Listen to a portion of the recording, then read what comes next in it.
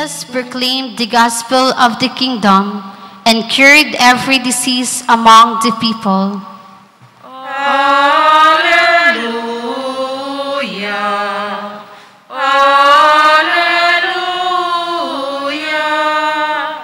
Alleluia. Alleluia. The Lord be with you. And with your spirit. A reading from the Holy Gospel according to Luke. Glory to you, O Lord. It happened that there was a man full of leprosy in one of the towns where Jesus was. And when he saw Jesus, he fell prostrate, pleaded with him, and said, "Lord, if you wish, you can make me clean." Jesus stretched out his hand and touched him and said, "I do will it. Be made clean." And the leprosy left him immediately. Then he ordered him not to tell anyone, but go show yourself to the priest and offer for your cleansing what Moses prescribed, that will be the proof for them. The report about him spread all the more, and great crowds assembled to listen to him and to be cured of their ailments. But he withdrew to deserted places to pray. The Gospel of the Lord. Praise to you, Lord Jesus Christ.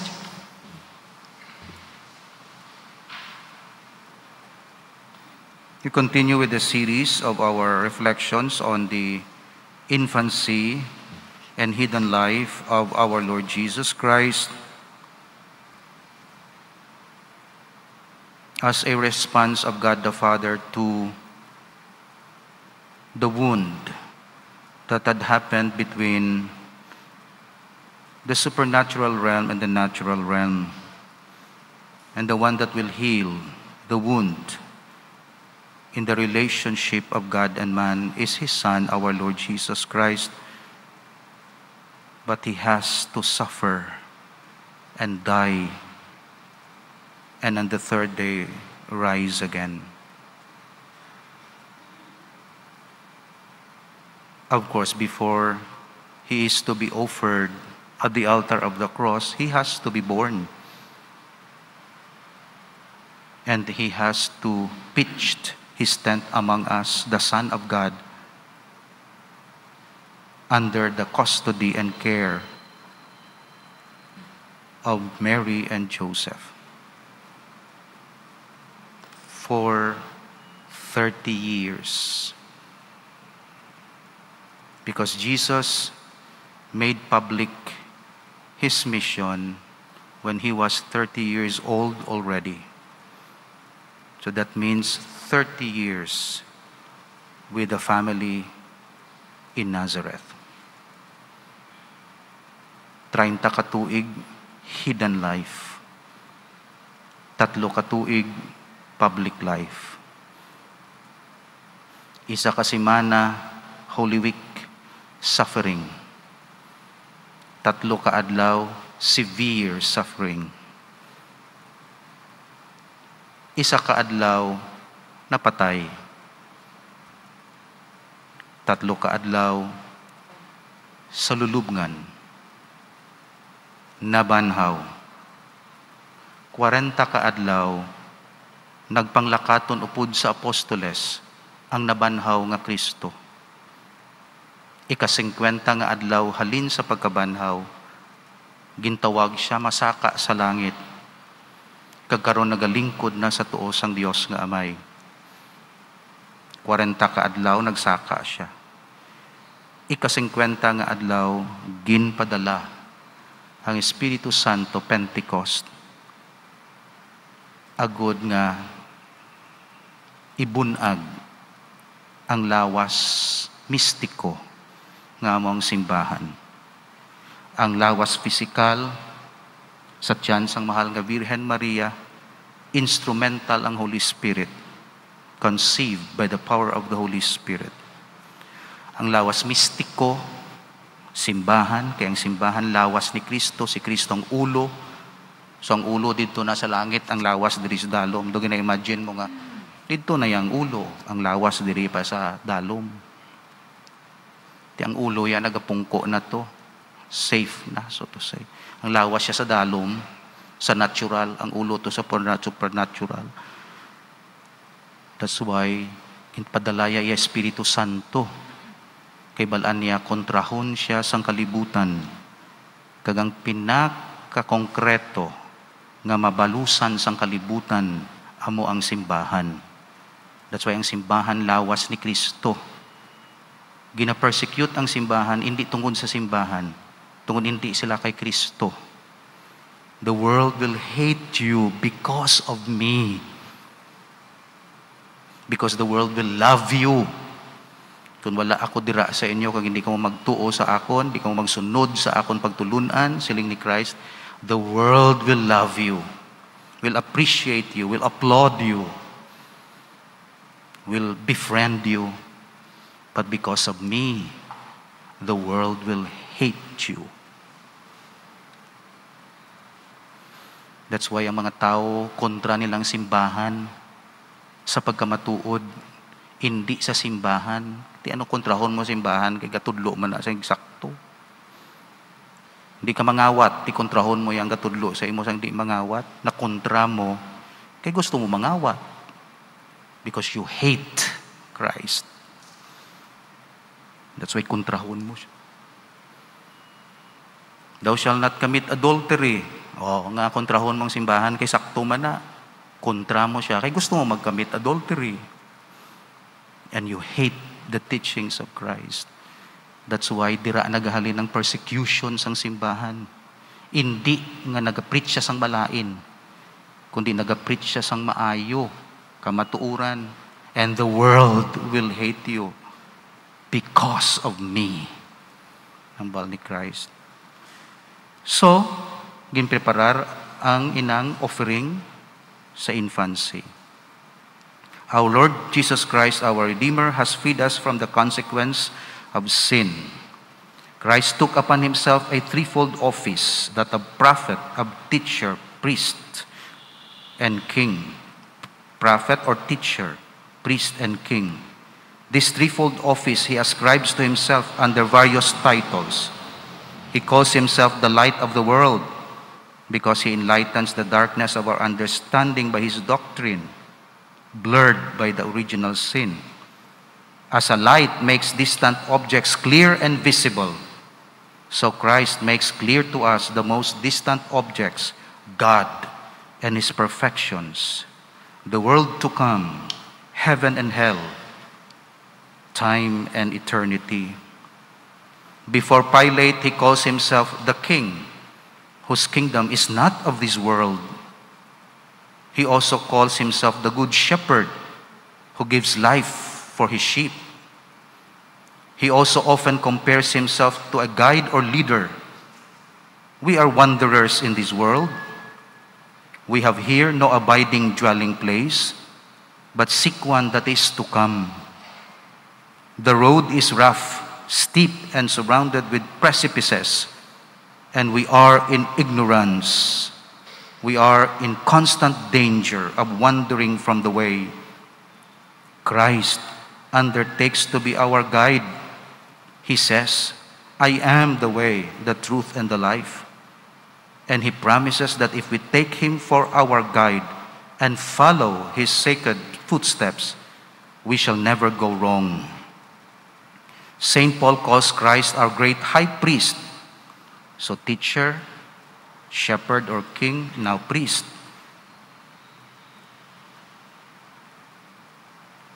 Who needs not, like other priests, first to offer sacrifices for own sins and then for the people.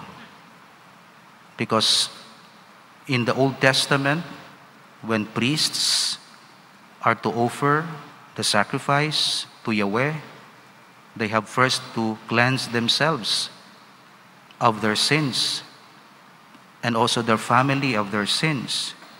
But Jesus, because he's holy, needs not to cleanse himself. Who needs not, like other priests, first to offer sacrifices for his own sins and then for the people. By his obedience, he atoned for Adam's disobedience. For he was obedient unto death, even to the death of the cross. So nakatilaw na kamo mag-obey sa Dios, tubtub sa kamatayon.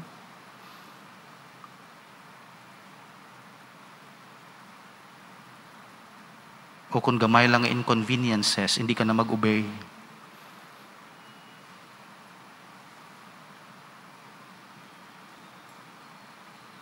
Ginuot simbahan, di na ako magsimba. Laway ang choir, di na ako magsimba. Wala ko naluyagan ang pari, di na ako magsimba. Di ka na magsimba kay naginutan ka lang. Pero ang Ginoo, nag-obey, even until death. And death on the cross. Christ opened heaven again to us by earning for us the means of grace, by which, and especially by the sacraments and Holy Mass, we have the Sacred Heart of Jesus. We can obtain sanctifying grace and be made children of God again, in opening heaven to us. So anong nag-open sang heaven? Yabi. Mayabi. Christ tore away the veil which shut us out from the Holy of Holies. Di kay holy siya mong, maskala kita. Di kita to kasaka, di ta to kalusot. Dapat may mag-open sina. From heaven, and by His blood, gave us the sure hope of entering it. The cross is thus the key of heaven for us. So ang cross amo ang nagbukas liwat sang nasarado nga paraiso, paradise, relationship sa Dios. It was the cross of Christ. By His own resurrection, Christ ensured for us the resurrection of our bodies.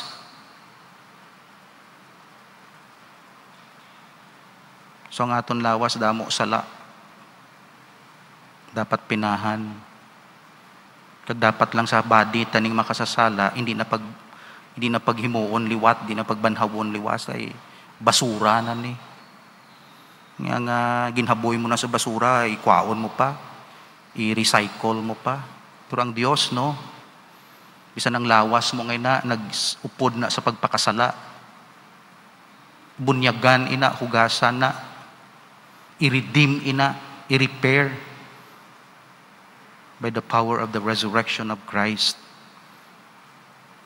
Ang iban i-discard sang Dios, mga baka, mga discard yan na. Pero ang tao, bisan ano siya, basta tao, created in the image of God. Baklon liwat sang Dios, bawion liwat sang Dios. By the blood of His Son. By His own resurrection, Christ ensured for us the resurrection of our bodies. But by man came death, referring to first Adam. And by man came also the resurrection of the dead, referring to the second Adam, Christ. By following the teaching of Christ, we shall secure true peace on earth.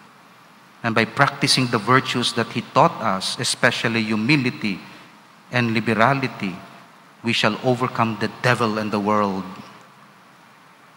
So the devil will be overcome by love and humility, not by armaments, not by guns, but by love. He conquered the world. Hindi ngin padalay ang mga angeles kag pugutan ulo ang makasasala. He conquered the world by His love. Of course, ang kalibutan di sila magpati. Bana, ginbayaan niya asawa. Pero ang asawa, ever faithful sa bana. Ang bana nagsaylo-saylo sang pamilya. Pero ang asawa, love yang bana. Ginhulat niya. Nakita sang bana o sang ulihi kung ano palangga sang iasawa sa iya. Kaginang pagpalangga and loyalty and fidelity sang asawa. Nagtunaw sang katigbusuon sang bana. O tingin ako sa rabi to sang asawa to. Kang papriso ya banaya. Teno may mo dabo sila nga duha. Kundi pierde silang duha. Pero tungod sang love, daog sila nga duha. Sakripisyo lang galing yang biktima. Pero na-win back, so to say, na-save ang tao because of God's love. That's the gospel method. Budlay. Budlay magpari.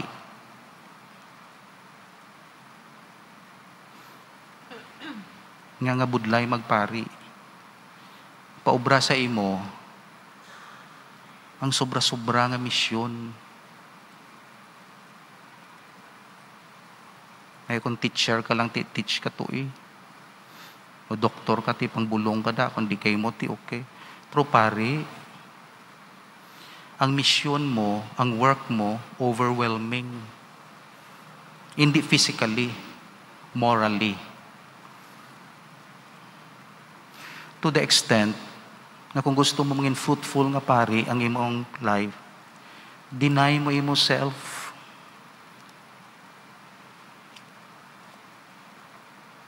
Kung gusto mo maging effective nga pare, bayaan mo imong pamilya.